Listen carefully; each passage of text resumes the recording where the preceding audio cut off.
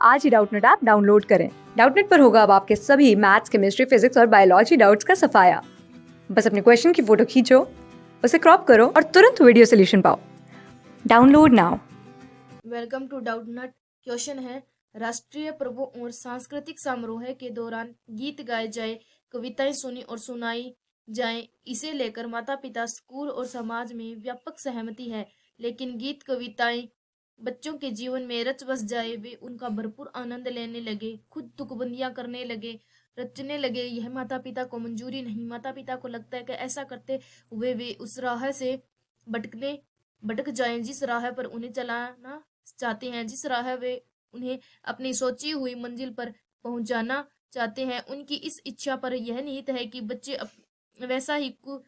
वैसा कुछ भी नहीं करें जो वे करना चाहते हैं, बल्कि वे वैसा करें जैसे माता पिता चाहते हैं। उनके भीतर बच्चे के स्वतंत्रता पूर्वक सीखने की प्रक्रिया के प्रति सतत संदेह और गहरा डर बना रहता है। यही हाल स्कूल का भी है।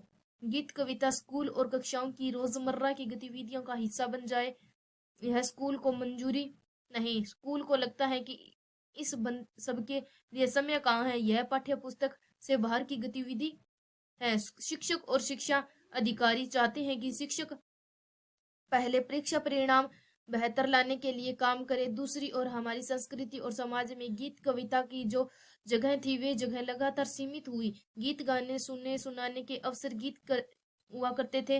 वे अवसर गीत कविताओं को गुनगुनाने, रह सकने के लिए, याद करने को प्रेरित करते थे, सहने और रचने के लिए प्रेरित करते थे। इन सब के लिए अतिरिक्त प्रयासों की जरूरत नहीं पड़ती, वह जीवन शैली का स्वाभाविक हिस्सा था। बच्चों के लिए पढ़ाई से अधिक खेलने कूदने के लिए समय और जगह थी।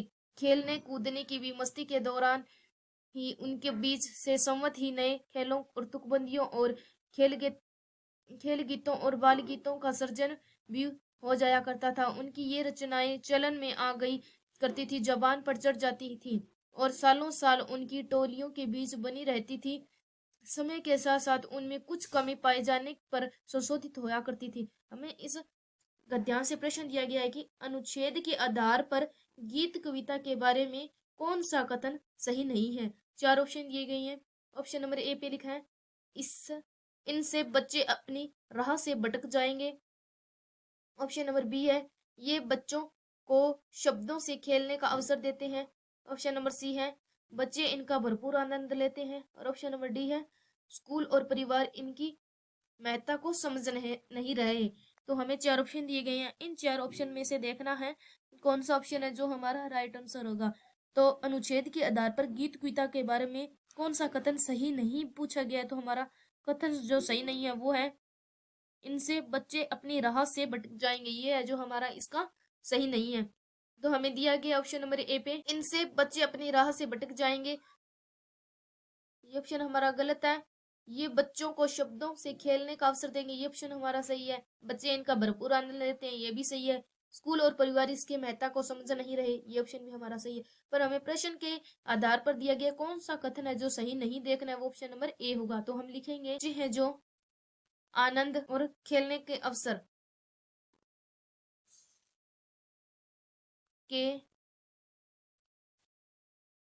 चाहते हैं। इसी प्रकार हमें जो हमारा जो इस प्रश्न के आधार पर जो हमारा राइट आंसर है वो होगा ऑप्शन नंबर हमें दिया है ए नंबर पे, इनसे बच्चे अपनी राह से भटक जाएंगे। ऑप्शन नंबर ए हमारा राइट आंसर है। धन्यवाद।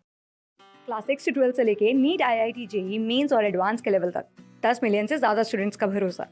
आज ही डाउनलोड करें डाउटनेट ऐप या व्हाट्सएप कीजिए अपने डाउट्स 8400 400 400 पर।